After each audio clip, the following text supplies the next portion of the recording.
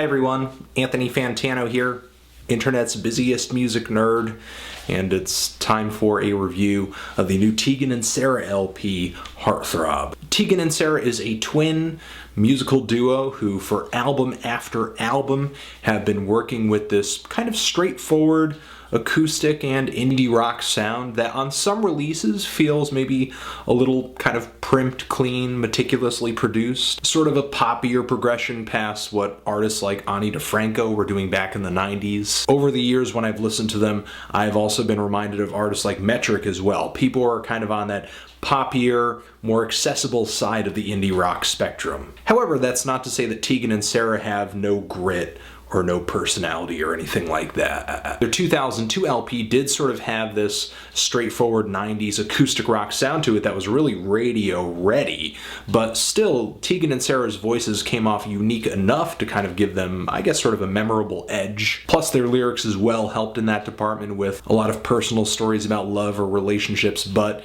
they would also kind of turn around and prove themselves to be sort of self-aware, sometimes cynical too. I'm much more of a fan of what they were able to do slightly later in their career with the instrumentally ambitious The Con in 2007, where they were really kind of feeling a bit more mature, much more out there. To me, with that added instrumentation, the strings, the piano, the weirder vocal approaches, and just, I guess, sort of the aggression, the anger, the passion that they had singing in some of these songs, it really kind of got rid of the deafening simplicity that some of their older work had to it that made some of their songs feel kind of trashy, maybe a bit too commercial. But, you know, maybe commercial is where Tegan and Sara kind of find themselves to be most comfortable, because they certainly kind of headed back in that direction a little bit more with the Sainthood album in 2009, which to me had some new wave influences in the way some of the songs were produced and some of the danceable beats, but they were still able to kind of keep that personality and that rock edge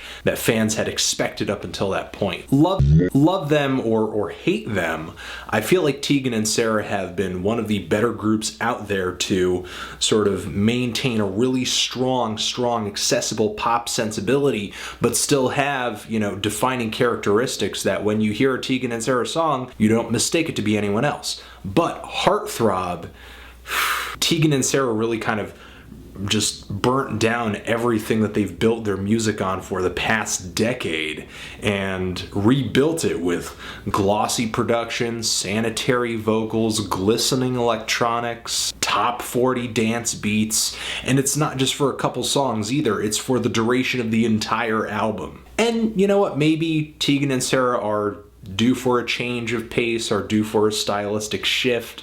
I'm absolutely sure that their well-deserved diehard fan base will follow them down this road and maybe say something to the note of that Tegan and Sara take top 40 pop and sort of make it theirs and redefine themselves with it and, you know, actually make it worth listening to. But I mean, I'm not sure if I feel that way personally.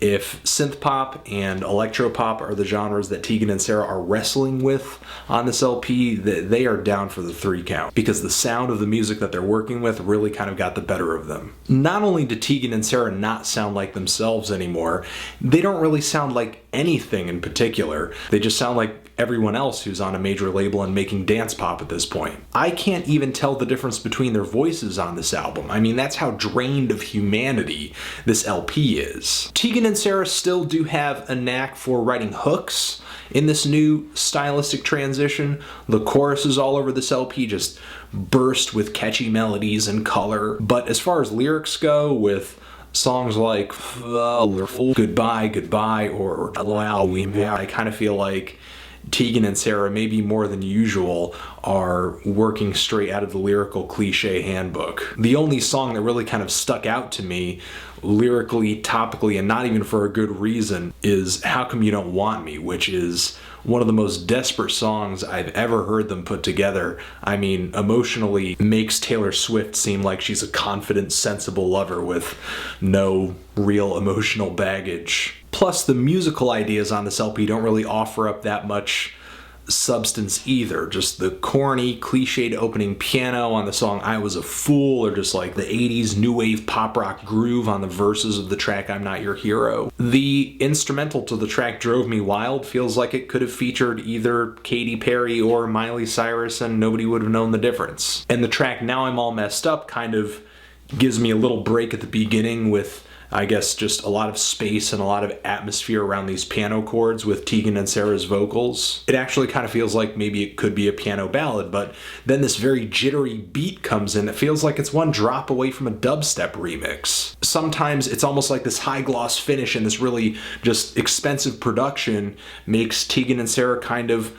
lazy, or just kind of feel like they can kind of sit back on it and not really do anything interesting instrumentally. I mean, the opening guitar melody on the track I Couldn't Be Your Friend, easily the worst presentation of an opening melody I've heard on a Tegan and Sara song. For me, honestly, this LP really has very little redeeming value. I feel like Tegan and Sara have lost their flavor. They've lost their style on this LP.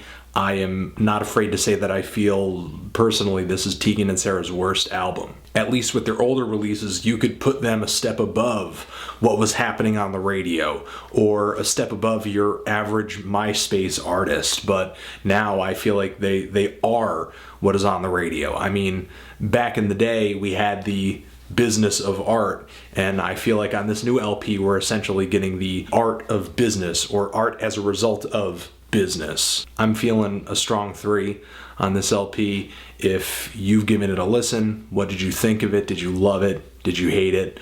Why? And what do you think I should review next? Anthony Fantano, Tegan and Sara, forever.